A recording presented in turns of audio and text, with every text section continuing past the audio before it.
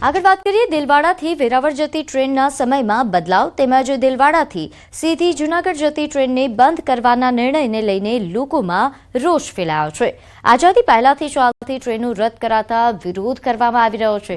દિલવાડા, પાણીકોઠા, જાવંત્રી, લીમદ્રા સહિતના વિવિધ આગેવાનો તેમજ ચેમ્બર ઓફ કોમર્સ દ્વારા રેલવે તંત્રને ઉગ્ર રજૂઆત કરવામાં આવી। ગામના લોકો, વિદ્યાર્થીઓ અને અગ્રણીઓ દ્વારા લેખિતમાં આ ટ્રેનો ફરી ચાલુ કરવામાં આવે તેમજ સમય યથાવત રહે તેવી ઉગ્ર માંગ કરી છે।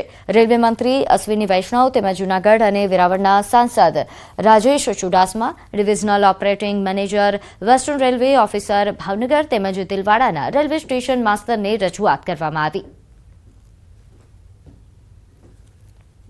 એક જ રજૂઆત છે, જો આ ટ્રેન જૂના ટાઈમ મુજબ કે જે લોકોને લાભ થાય છે એ મુજબ ટ્રેન ચાલુ કરવામાં આવે ને અત્યારે જે નવી ટ્રેનનો અલગ ટાઈમ કર્યો છે એનો કોઈ ફાયદો જ નથી। જે 19 તારીખે ટ્રેન બંધ કરવાનો જાહેરાત થઈ છે તેના પરિણામે Delwada chamber of commerce, Delwada મુસ્લિમ સમાજ તેમજ દેલવાડા સરપંચના પ્રતિનિધિ તરીકે અને દેલવાડા ગામના તમામ આગેવાનો અને દરેક સમાજના આગેવાનો સાથે મળી આજરોજ અમે આવેદનપત્ર આપ્યું છે